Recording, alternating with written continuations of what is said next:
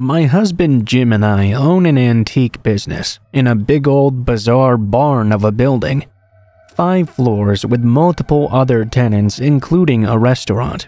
Halloween was a Monday last year. We locked up the business at 5 p.m. and went to an early dinner across town. Then, though, we got a call from Sonatrol, our security monitoring company. It was at around 6:30, I believe. Motion detection on the lower level. Then we received another. We left in a hurry to figure out what was going on, but we thought it was probably just a bird or a rat or something. We don't have rats, at least I didn't think so, but something small like that. Maybe even a stray cat or something. It was way too early in the day for a break-in after all. I went inside the main level upstairs and disarmed the alarm quickly. I started fumbling with the keys and the big iron gate, one of many that separate the floors at night. Jim checked the perimeter outside for any signs of a break-in. Nothing. All the doors and windows were intact and locked up. Definitely a small animal. Dusk was long gone by now. The shadows had settled in and taken over. Wardrobes loomed in the darkness. I headed down below to the location of the alarm, trusting Jim would follow me. I'm accustomed to the building after dark, so I turned on my phone light, not the overheads, and walked around boldly like I own the place. I looked in the corner with the motion detector, but there was nothing there. I turned and went the other way, while Jim poked around a few aisles over, and there I found it, a burglary kit, sitting right in the middle of the floor. Bolt cutters, fire extinguisher, lockpicks, just sitting there waiting for someone. I'd never gotten a bigger case of sheer terror so fast. After all, there were no broken windows or doors, so he must have still been there, in the dark with me. I whispered, Jim, hurry up! He didn't hear me though. I literally couldn't scream. Just like in those stupid dreams, my voice was stuck in my throat. It was just me, the burglary tools, and a hostile presence lurking in the shadows, probably watching me. Finally, 1,000 years, or maybe 10 seconds later, Jim wondered why I'd gotten stuck in the hallway and came to see what was going on. He saw what I was pointing at and whispered, "Ah, fuck." We bolted out the front door to call 911 and wait, and abandoned the building to the burglar.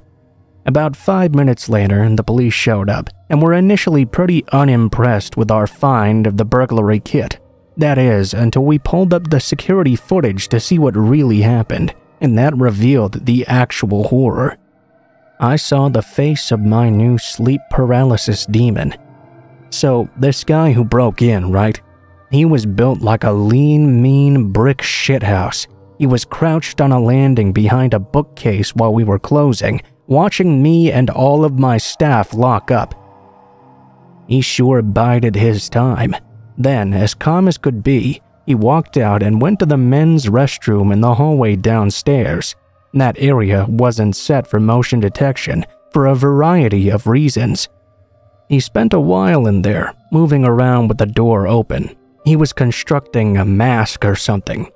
He looked right into the camera barefaced, then slipped his mask on and put on some gloves as well. He stacked a few vintage suitcases in front of a tall iron gate and hopped right over it like it was nothing. Then he ran down the hall, triggering the alarm. Instead of doing anything else, he just kept looping around the entire floor. He would hop over the gate, then run all the way around, then hop over again, bizarrely repeating this thing a few times. Then he sneaked into the basement. He was moving fast too, almost sort of a parkour style. He got out his tools and peeled apart one of our steel lockboxes, then stole a handful of our keys to access showcases. At this point, he'd heard me fumbling with the gate after arriving. He ditched the stolen tools and keys and hid, watching me nearby in the dark. We exited to call 911, and he ran back to the basement. In the basement, there was access to a dirt tunnel that circled the perimeter of the building. He broke that door open and slipped inside. There's a tiny exit hatch if you walk the whole thing and take multiple turns that dumps you into the busy kitchen of a restaurant, whereupon one would need to stroll past a line of cooks out into the restaurant proper and then leave out their front door. It was plastered with mud which left tracks if you were to use it, speaking from experience. When we found it, it was clear he'd made his way into the tunnel, but there were no exit tracks. No muddy footprints, nobody walking out on the restaurant cameras, and none of the cooks noticed anything either. Reviewing the footage, tracing his path from camera to camera, and searching the building carefully took hours. By the end, all of us, including the police, were starting to lose our collective cool and freak out. After all, where the fuck did this guy go? It's not like he could have just disappeared or something. Joe and the two officers had no choice but to search the dirt tunnel. They made it about halfway through before the cops pussied out because of the huge spiders down there. Jim got the okay from them to board up both ends of the tunnel, which he did right away, and thus the story ends. The pictures of the man's face spread widely, but we got no useful leads despite the decent face shot. Did he indeed crawl out that hatch and stroll right out of there, leaving no trace of mud somehow? I guess it's possible. We got no suspicious smells coming out of the tunnel in later weeks or months, so I guess that means he didn't get stuck down there and die or something. We only unboarded it last week for the split water main shenanigans, and we didn't find anything down there then either.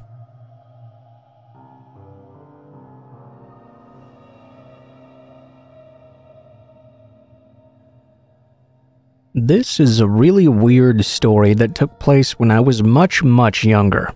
I used to go hiking quite a bit. It began as a pastime of mine, and when I was a pre-teenager. As I got older though, it absolutely became a full-on passion, and by the time I was 17, the age when this story took place, I was doing it all the time. It's not too unusual to come across old buildings when you're out hiking in the country. Most of them are old barns. I think once I also came across a one-room schoolhouse. At least that's my guess because there were old desks everywhere in that building. The strangest thing I ever came across though was an old cabin. I know that a cabin doesn't seem very strange on the surface, but the reason it was so odd to me was that it was not as old as many of the old abandoned buildings I would usually come across. It was still apparently abandoned though. There were bushes grown out all over the place, and over the porch as well. There were actual pots on the porch that were supposed to have plants in them, I guessed, but they had died a very long time ago, leaving only dried out husks behind. In comparison to most of the abandoned buildings I've seen in my life, this one would likely have been far sturdier and easier to explore. I opened up the door out of curiosity, only to find it was not locked. Looking inside the cabin, I could tell it was definitely abandoned. There were huge cobwebs all over the place. Moss had overgrown many of the areas as well.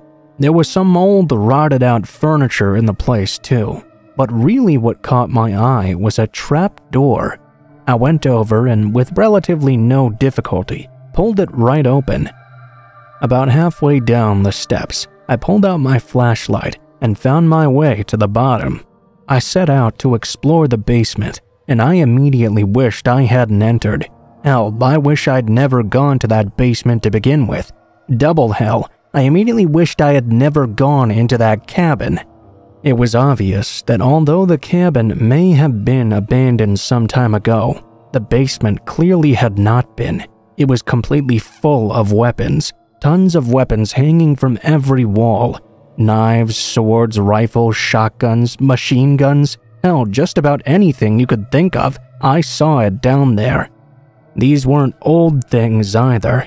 In fact, the basement of the cabin was pretty much perfectly kept up rather than the rest of the place. There was even a desk and a working electricity generator. When I finally got over my shock at what I'd seen, I decided I needed to get the hell out of there before whoever owned all these came back and saw me. I ran up the stairs, which was a feat in itself. I ran out onto the porch and practically leapt right off it and out into the forest. Then I kept running. I didn't want to take the chance of running into anyone at all. At one point, I was about to stop running, but when I started to rest for a few moments, I could have sworn I heard someone walking around in the woods around me. I couldn't risk it, so I immediately took off again. I ran as fast as I could, only pausing momentarily here and there to catch my breath. By the time I got home, I was wheezing and breathing extremely hard. When I finally got back, I was relieved and exasperated. I relaxed in my backyard and told my dad what was going on. He didn't do a damn thing about it. He gave me the excuse that you don't really mess with people out in the woods, and that was it. I don't know, seems kinda stupid to me. Who knows what was going on out there? And I think my dad had an obligation to tell someone. But what do I know in the end?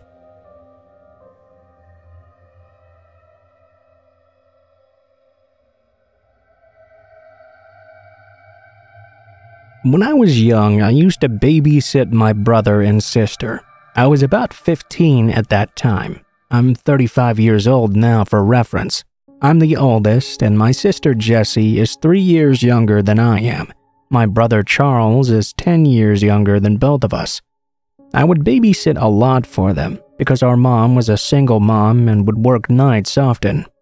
I babysat them from time to time since I was 10 years old. We never really got scared and were used to being by ourselves.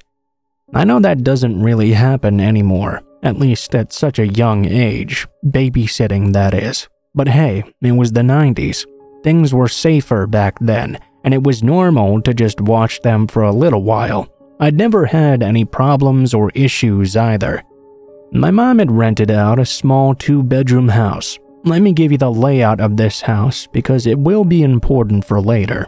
When you came in the front door into the living room, there was another door that had a screened-in porch on the right. On the left was a doorway, which led into the bedrooms and bathroom. My mom's room was on the left, our bedroom was on the right, and the bathroom was in the middle of that area. The living room went straight into the dining room through a doorway. The kitchen went right, and then there was a door that went down to the basement. The basement had 3 or 4 stairs, then a landing. On the landing was the back door. Then the wooden stairs that had 6 or 7 steps down to the basement. The basement had red painted concrete floors and wooden steps that were painted red as well. The basement was open and was the place to do laundry. It really wasn't that big at all. It was also very bright, except for a small section. That section was dark. It had a walkway and a column on each side, but concrete cinder blocks that went about knee-high. It was full of dirt. Supposedly, this was supposed to be a crawl space for the house, but I always thought it was pretty weird. It didn't really appear to go underneath the house or anywhere really. It was just an odd, completely pitch-black area in this old house. Most of the doors in the house were opened with skeleton keys. The keys hung on hooks outside the kitchen door, in between the wall and the fridge. All of the doors used skeleton keys except the front door, back door, and screened-in patio door. Skeleton keys aren't really used in homes anymore. One night, we had been laughing and being silly. My brother was already asleep in the bottom bunk of our room. My sister Jessie and I were standing in the doorway, in front of the bathroom, laughing and joking. All of a sudden, though, we heard a loud boom. It sounded like someone was jumping up and down on the wooden basement stairs. We could actually hear it very clearly, even on the other side of the house. It was like someone was jumping so hard the stairs were about to give way or something. My sister and my eyes got huge. I had goosebumps running up my arms, and the hair on my arms also stood up on end. I yelled at my sister to go into the bedroom with Charlie and shut the door. I was going to grab the keys and see what was going on. My sister didn't even argue. She ran and slammed the bedroom door. I ran to the kitchen and grabbed the keys. By the time I'd reached them, though, I could hear the booms coming up the stairs, getting closer and closer to the door. My heart was racing. I was scared, but all I could think of was that I had to make sure that door was locked. I can't explain the exact sound it was. I've never really been able to explain it. I just know it was very loud and you could clearly hearing it going up the stairs. It sounded like someone was jumping up the stairs still. I grabbed the key, put it in the door and locked it. I made sure all the doors between us and it were locked. Then I ran to our bedroom, slammed that door and locked it too. Luckily, we had left the cordless phone in the bedroom. We were so scared and freaking out, we called our mom at work and told her what was happening. She ended up sending someone she knew from the bar to check the house. All the doors were locked, and when it was searched, there was nothing in the basement. There was no one there. There was only my brother, my sister, and I in the house. We ended up moving out of that house about 6 months after that for a bigger place that had 3 bedrooms. What we didn't know at the time though, and found out a few years later, was that my mom had also experienced something similar one night. Apparently both us girls were at our dad's house, and my mom had picked up my brother from the babysitter in the middle of the night after work. She came home and laid down. She would always call her best friend and let her know she made it home. In the middle of the call though, my mom could hear the extra furniture she had put in the basement. There was a table and chairs, and she could hear them sliding around down there. They made a loud and clear screeching sound as they scooted along. My mom told her best friend someone was in the house. She didn't know what to do. She grabbed the keys and my brother and jumped into her truck. She sat there thinking over. What was she going to do? Where was she going to go? She waited for a few minutes, then decided to go in and make sure the door was locked downstairs and just go to bed anyway. It's not like she had much of a choice. She didn't have anywhere else to go at 3 a.m. in the morning.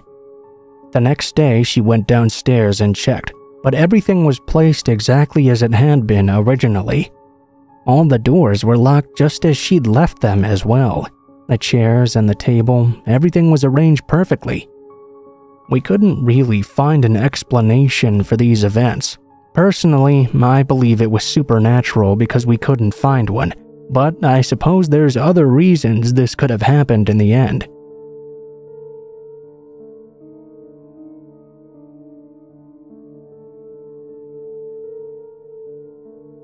Our family vacation of 2018 would be the worst vacation of our entire lives. My first mistake was driving. In my mind, the whole ordeal would be much easier if I did. I wasn't counting on my back acting up so much though. This made the 4-hour drive seem like an eternity. By the time we'd made it there, Christy and I could barely walk. Most of my holiday was spent in bed watching TV because of this. My wife did a great job handling the kids alone, but that didn't mean everything was smooth sailing. On the second day, there she was waiting in the ocean having fun. When she stepped on a piece of glass, she would need 10 stitches in her big toe. Now, no one in my family goes barefoot anywhere. My 12-year-old son was the only one on the entire trip that got away unscathed. My wife and I have called him the lucky boy ever since. Even after all this misfortune though, none of us would be as unlucky as our daughter. Her terrible experience is the focus of this post. To make things simpler, I'll refer to her as Amelia. I don't think she'd appreciate me using her real name anyway. The entire way up, she'd been very sullen and withdrawn. Had I been less focused on myself, I may have asked her why. When she realized I wasn't going to be joining them on the beach, she wanted to stay in the room with me instead. My wife reluctantly agreed and left with our son. While I stared drowsily at the TV because of my prescriptions, she frantically tapped away on her phone for 3 days. All was well in the world, but I dozed off at some point. When I woke up, Amelia was long gone. I figured she'd gotten bored and joined her mother and brother out on the beach. She was a responsible girl, or at least as responsible as a 16-year-old can be, so I saw no reason to worry. I fell back asleep, only this time I was awakened by a pounding on the door. When I opened up, 2 police officers asked me my name and the name of my daughter as well. I went into full panic mode. I frantically started asking all kinds of questions. My mind was going in every direction possible. I was convinced something awful must have happened to her. The officers were able to calm me down though, and explain that she was safe. About half an hour prior, she had been walking on the beach, only to discover a body washed up. She reported it to a hotel employee, and now they were here to notify us. I explained my situation and told them my wife was already down on the beach with our son. They left to find her, and I spent the better part of 30 minutes getting dressed. Amelia was visibly shaken. I'm sure the experience was traumatic for her. Not long after we were cleared to leave, we returned to the room and discussed what we should do. It was decided we should end the vacation early because of everything that was going on. I would fly back with Amelia, and my wife would return in the car with our son. We packed up, and by dark, we were already back home. This is when the process of healing finally began. Amelia said very little on the flight back home. This was a different kind of quiet, though. She didn't act pouty or entitled. A blank and boundless stare had taken that place. She was very clearly in a state of shock. I knew this was not the time or place to discuss it directly, though. This behavior continued for several weeks. She had yet to say anything about what had occurred. My wife and I got her a counselor, with whom she gradually opened up to. I'm happy to say she's doing much better now.